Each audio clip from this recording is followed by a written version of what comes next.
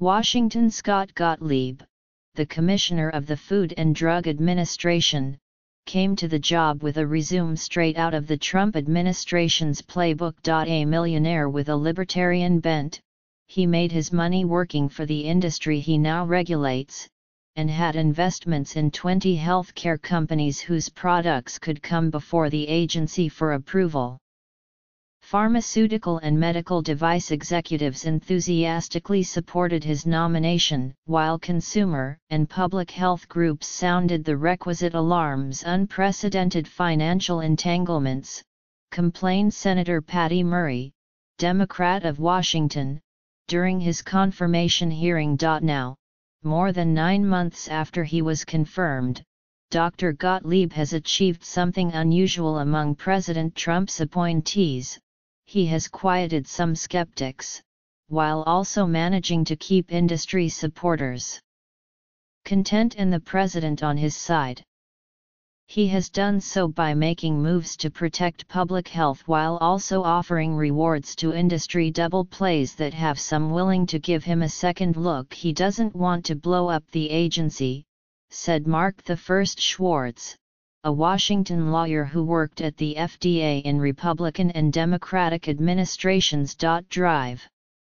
Gottlieb has briefed Mr. Trump several times on agency issues, like opioids and generic drugs. During a dinner at the World Economic Forum in Davos, Switzerland, last month, President Trump told a group of European business executives, including a few from the pharmaceutical industry, that Scott Gottlieb, as you know, is a star.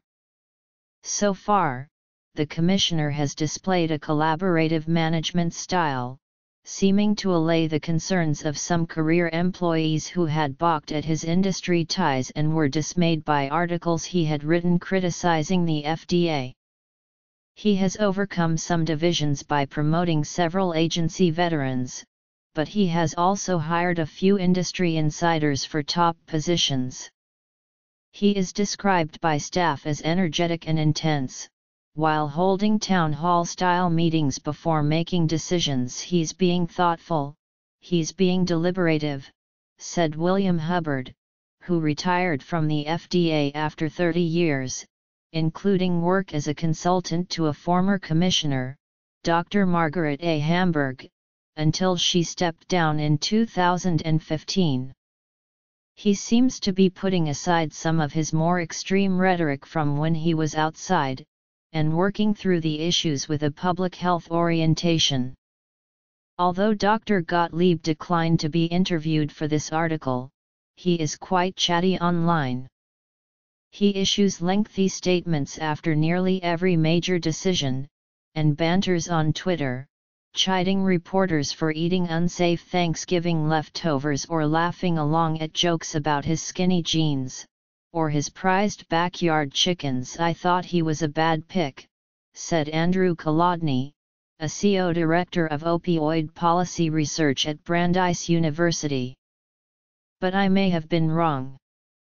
Dr. Kolodny singled out the agency's success last summer in getting Endo Pharmaceuticals to stop selling an extended-release opioid, Opana ER, citing its concerns that the drug's benefits no longer outweighed the risk of abuse. Even as Dr. Gottlieb makes some progress, there are major unsettled regulatory matters before the agency. They include the extent to which drug companies can market their products for off-label uses, as well as how much oversight is needed for the laboratory-developed tests that hospitals and doctors often use to detect conditions ranging from heart disease to ovarian cancer, a booming business. Among the most far-reaching decisions will be the efforts taken to reduce the time for drug companies to develop new drugs. That is where anxiety lies, said Mr. Hubbard, who added that the key will be ensuring that, in moving new products to market more quickly, public health is not compromised. The test will be whether he can do that safely, and we won't know the results of that for quite some time. Some early decisions have drawn criticism, like postponing requirements for food companies to note sugar and other nutritional information on package labels. Another sparked an outcry when Dr. Gottlieb partly reversed his own position, deciding against disclosing the reasons the agency gives drug companies when it turns down products. He has taken steps to speed drug and device approvals, and has promised to do more. Drive.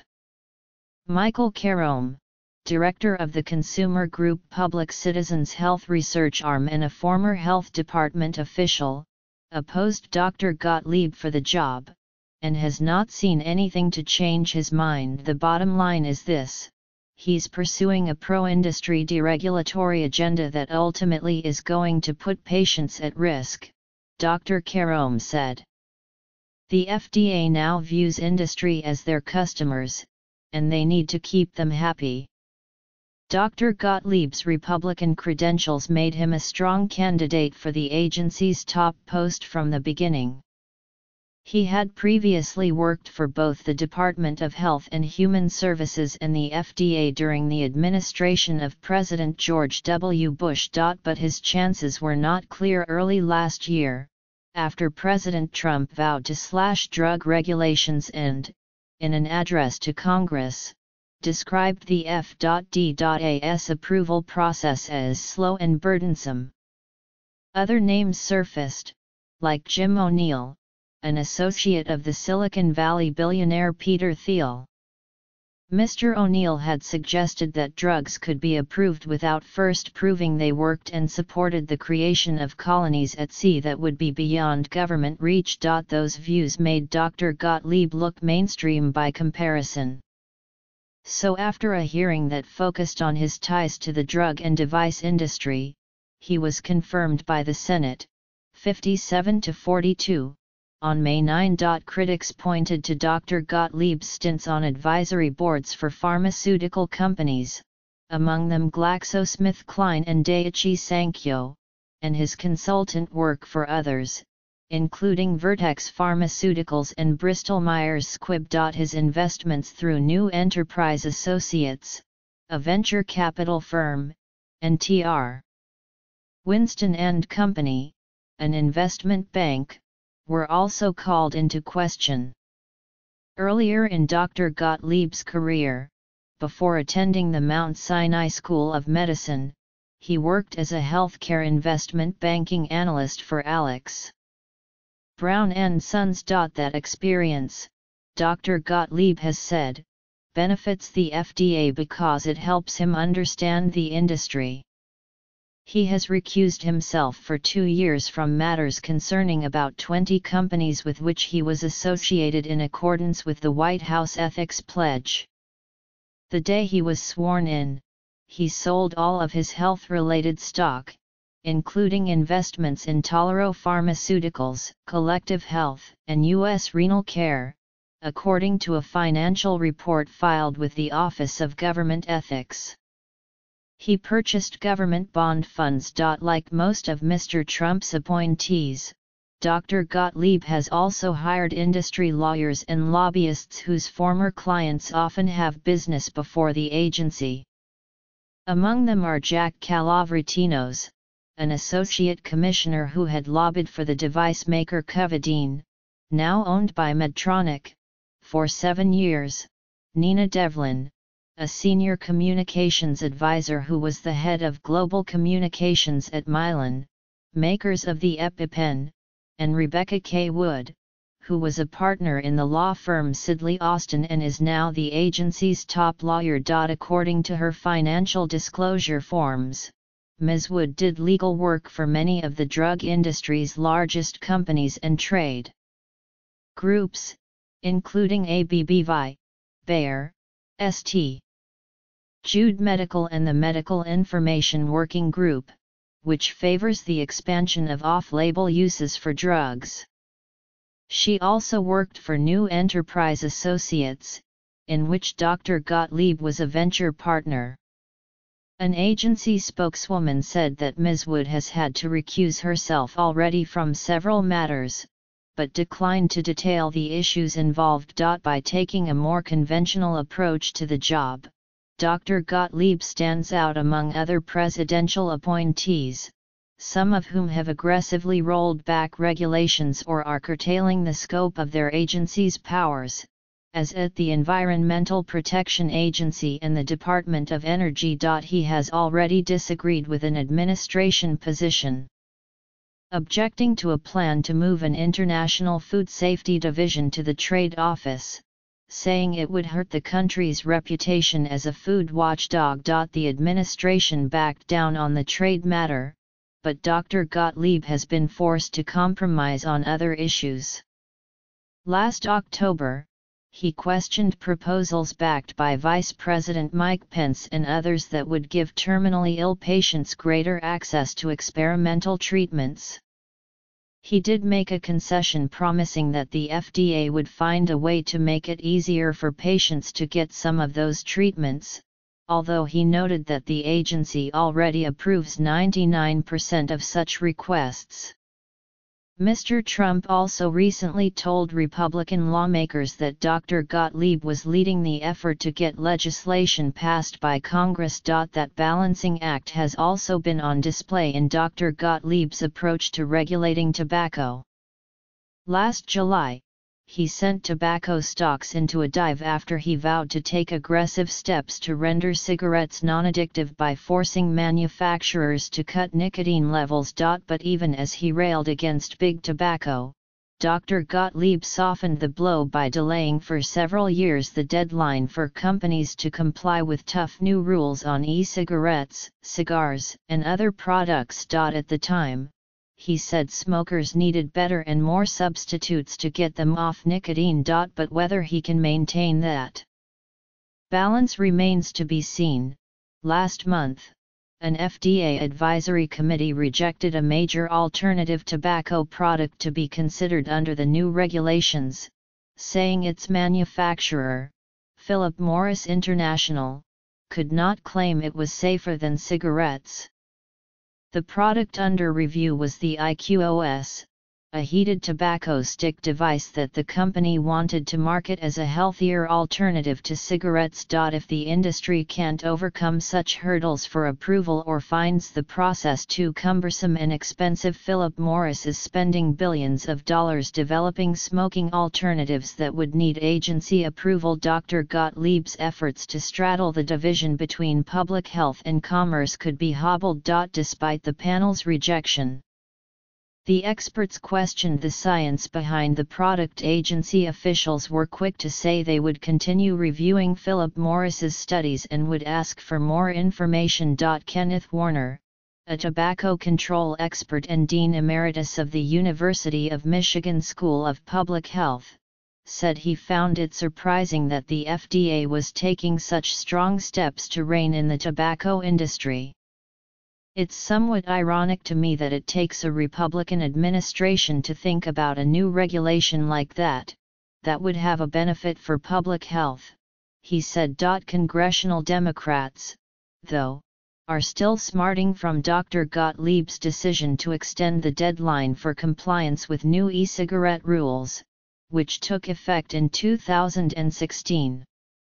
The rules called for companies with products already on the market to disclose their contents and to prove their positive impact on public health in order to gain approval. Before becoming commissioner, Dr. Gottlieb served on the board of directors of Keurig, a retailer that sells e-cigarette products in lounge-like settings. He has since sold his stake in Keurig and said he would recuse himself from any decisions involving the company for 2 years. High drug prices and what to do about them were a frequent topic of the last election, and the Trump administration seems poised to offer some new proposals in its budget. Here, Dr. Gottlieb has shifted the agency's position. FDA officials have traditionally said that regulating prices is beyond the agency's purview. But Dr. Gottlieb has taken steps to encourage more competition for products that have lost patent protection, including shortening an agency backlog for approvals of new generic drugs and publishing a list of off-patent drugs for which there is no alternative. He surprised critics by holding up for ridicule brand name drug companies that had refused to supply would-be rivals with samples of their drugs to deter generic competition and the shenanigans, Dr. Gottlieb said at a Federal Trade Commission meeting in November. The Commissioner's actions so far are likely to do little to substantially lower prices for most Americans, and they notably do not address the towering prices that brand name drug makers set for their products. Still, Chester Davis Jr., President and Chief Executive of the Association for Accessible Medicines, which represents generic drug companies, was effusive. The Commissioner has been very effective in using his bully pulpit to shine a very bright light on anti-competitive practices, Mr. Davis said. Another closely watched decision will be Dr. Gottlieb's response to the charged question of how broadly drug companies can market products for unapproved uses. The pharmaceutical industry has won some court cases by arguing that companies have a First Amendment right to promote products for conditions that have not been sanctioned by the agency. Before becoming commissioner, Dr. Gottlieb supported so-called off-label promotion. He has not yet moved to issue final guidelines, first proposed under the Obama administration, that will let drug makers discuss unapproved uses with entities like insurance companies. He has also issued few warning letters to drug companies for deceptive advertising. Any decision the agency makes worries people like Dr. Joshua M. Scharfstein, who was at the FDA in the Obama administration.